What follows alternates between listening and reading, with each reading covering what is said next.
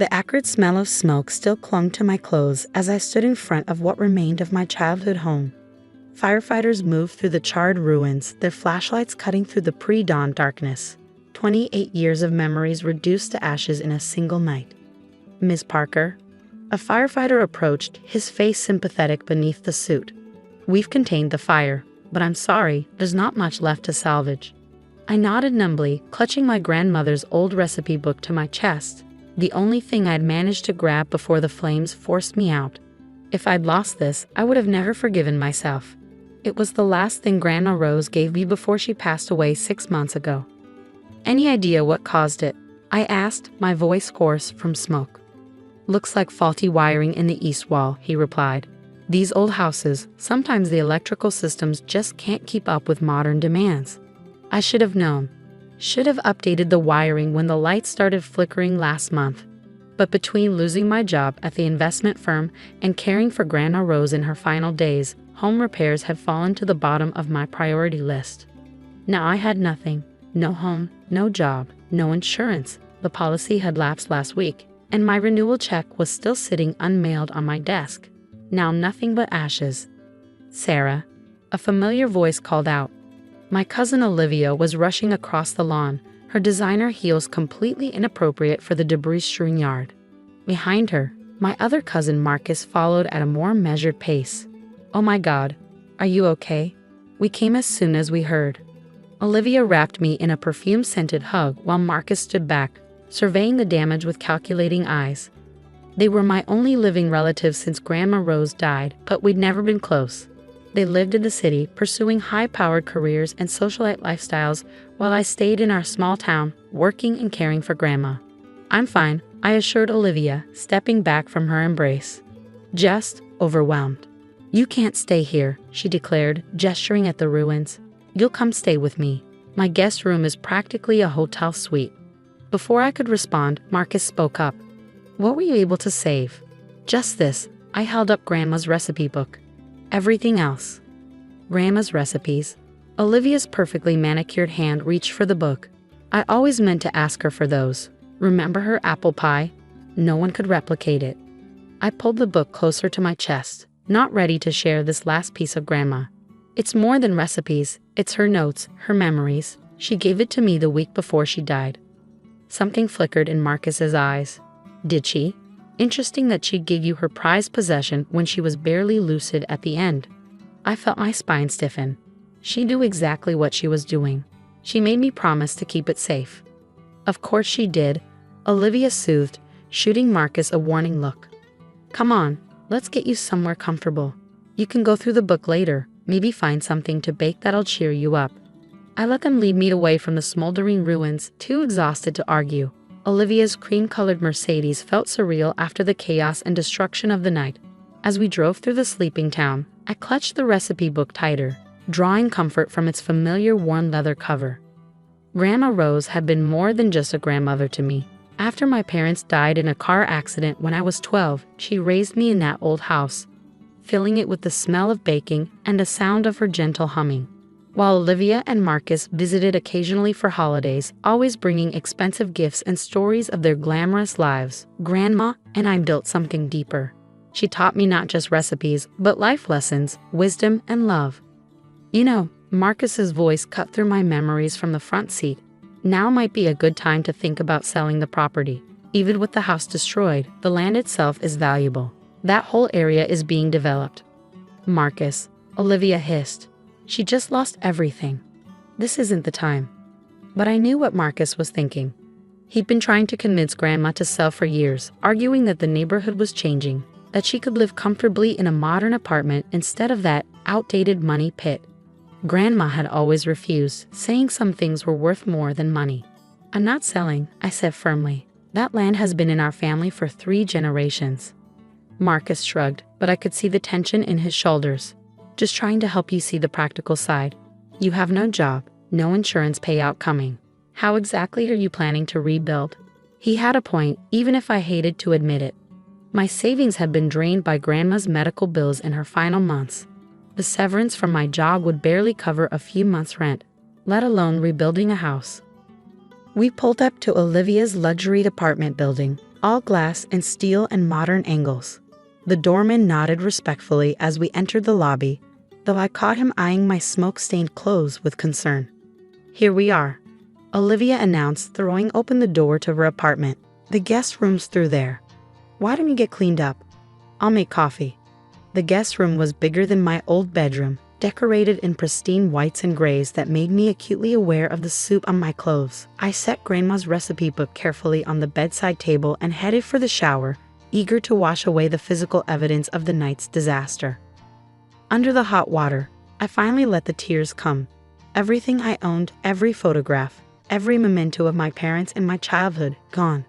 All I had left was this recipe book and, my eyes snapped open, the letter. In my shock over the fire, I'd completely forgotten about the letter Grandma had tucked into the recipe book, the one I was supposed to open 6 months after her death. Today marked exactly 6 months. I rushed through the rest of my shower and threw on the clothes Olivia had left out. Designer loungewear that probably cost more than my old wardrobe combined. With trembling hands, I picked up the recipe book and opened it. The letter was still there, nestled between pages of Grandma's flowing handwriting. The envelope was thick, sealed with wax in Grandma's old-fashioned way. On the front, in her elegant script, it read, "For Sarah, to be opened 6 months after my passing. Not a moment sooner, my dear." I broke the seal carefully, pulling out several folded papers. The first was a letter in Grandma's handwriting. "My dearest Sarah, if you're reading this, 6 months have passed since I left this world. I'm sorry for making you wait, but there were things that needed to be settled first. Legal matters that had to be resolved before what I'm about to tell you could come to light. First, you should know that I haven't been entirely honest with you or anyone else about our family's financial situation. The simple life I lived, the modest means I claimed to have. It was all carefully constructed. The truth is hidden throughout this recipe book, in places only someone who truly knows me would think to look. But before you go searching, you need to understand why I kept this secret, why I chose you to inherit not just recipes, but a legacy that goes far beyond apple pies and chocolate chip cookies. Your cousins visited me the week before I gave you this book. They had a proposition, one that showed me their true colors more clearly than ever before." A knock at the door made me jump, shoving the letter back into the recipe book. "Sarah?" Olivia called. "Coffee's ready." "Coming," I replied, my heart pounding. What had Grandma hidden? What proposition had my cousins made? I tucked the recipe book under the guest room pillow before joining them in the living room. Olivia pressed a cup of expensive coffee into my hands while Marcus lounged on the designer sofa, typing rapidly on his phone. "I've been thinking," Olivia said, settling into an armchair. "Why don't you stay here for a while? Take some time to figure things out. I'm sure Marcus and I can help you find a job in the city."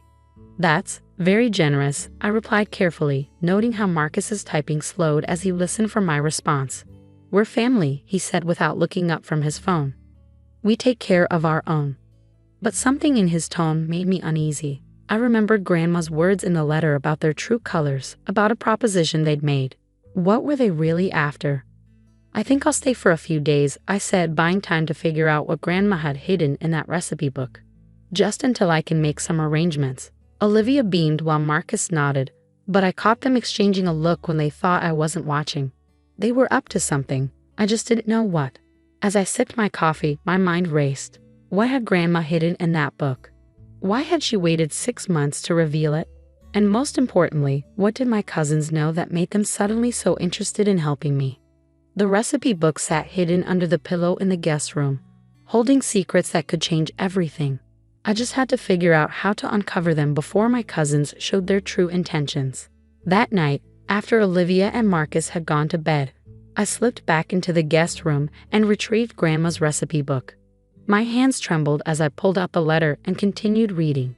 Your cousins came to me with an ultimatum. They had discovered some of my investments through their business connections, though they didn't know the full extent. They threatened to contest any will I wrote, to drag your inheritance through years of legal battles unless I agreed to their demands. They wanted control of everything, Sarah, not just the money, but the house. The land, everything our family has built over generations.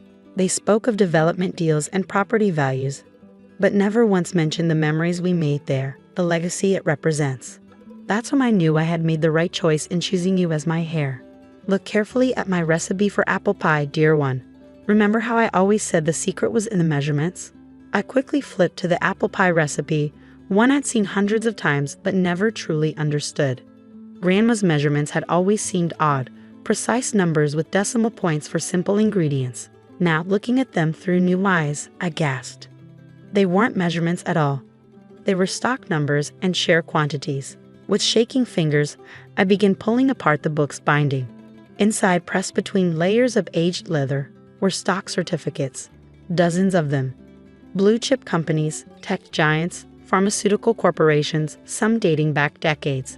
But more than that, there were deeds, property titles, and documents showing ownership of patents I'd never known existed.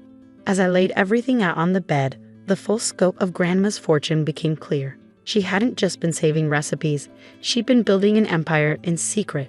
The total value of just the stocks alone was over $8.7 million.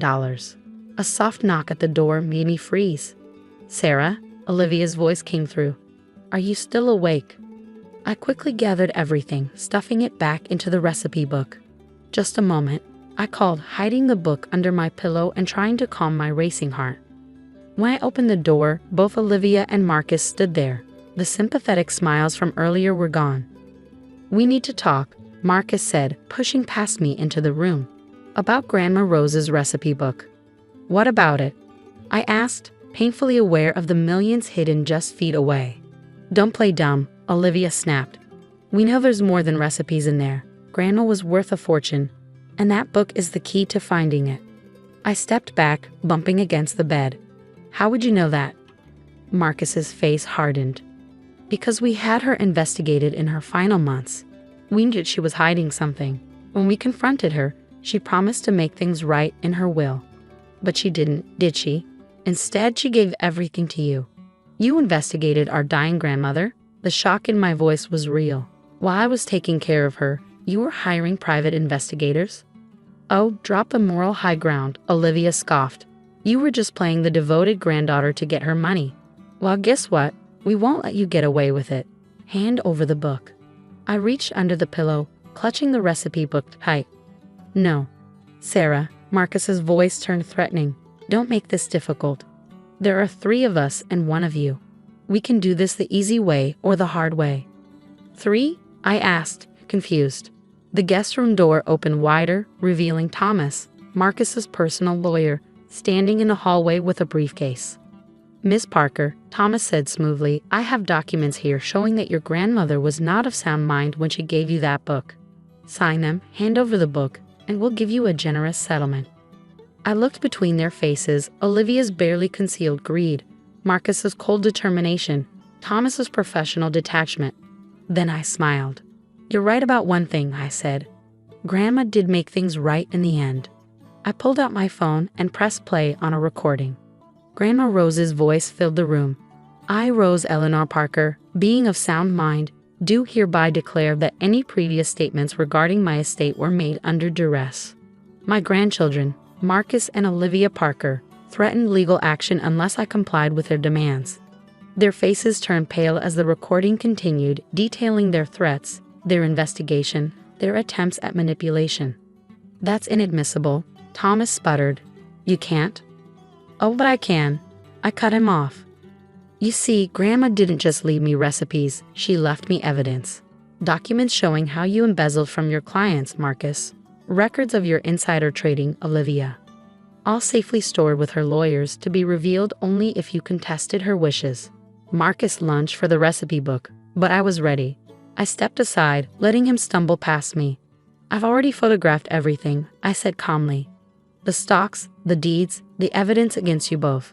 One call to my lawyer, and it all goes public." "You're bluffing," Olivia whispered, but her voice shook. I pulled out Grandma's letter, reading aloud. "My dearest Sarah, if you're reading this, then Marcus and Olivia have shown their true colors. The real inheritance isn't just the money. It's the chance to finally break free from their greed and manipulation." Thomas cleared his throat. "Perhaps we should discuss this privately." "Get out," I said firmly. "All of you. And if you ever try to contest this inheritance, if you ever come after me or what's mine, everything comes out. Every dark secret, every illegal deal. They left quickly after that, Olivia nearly running in her designer pajamas, Marcus dragging his shell-shocked lawyer behind him. As their car peeled away from the building, I sank onto the bed, finally letting out the breath I'd been holding. The next morning, I checked into a hotel and called Grandma's real lawyer, the one she'd mentioned in her letter, not the corrupt one working with Marcus. Everything she'd said was true. The fortune was mine, legally and irrevocably. I spent the next few weeks putting her plan into action.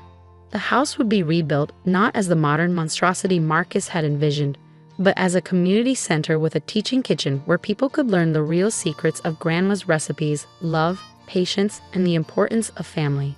The stocks and investments she'd hidden would more than cover it, with enough left over to start a foundation in her name, helping other grandmothers and granddaughters build their own legacies. 1 month after the fire, I stood on the cleared property, Grandma's recipe book in my hands. Workers were already laying the foundation for the new building. In the morning sun, I could almost see Grandma Rose standing there, smiling her knowing smile. I opened the book to the apple pie recipe, now understanding the true measurement of its worth. It wasn't just about the millions she hidden. It was about trust, foresight, and love. My cousins had spent years chasing wealth, but Grandma had taught me that real value isn't just about money. The secret, she always said, is in the measurements. She wasn't just talking about baking. She was teaching me how to measure what truly matters in life. Marcus and Olivia never contested the inheritance. The evidence Grandma had gathered was too damaging, their careers too fragile to risk exposure. Sometimes I see their names in business magazines or social pages, still playing their roles in high society. But they avoid me now, crossing the street if they see me coming. As for me, I still bake Grandma's apple pie every Sunday, using the real measurements now. The community center's kitchen fills with the same warm, sweet scent that once filled our old house. Young people come to learn baking, but they leave with something more valuable. Lessons about patience, honesty, and the true meaning of legacy. In the end, losing everything in that fire led me to discover what I'd had all along. A grandmother wise enough to see the truth, brave enough to plan for it, and loving enough to make sure justice was served, even after she was gone. The recipe book sits in a special display case in the community center now, its secrets revealed but its real treasure preserved. The love of a grandmother who knew that the greatest inheritance isn't measured in millions, but in the wisdom she passes down to those who truly deserve it.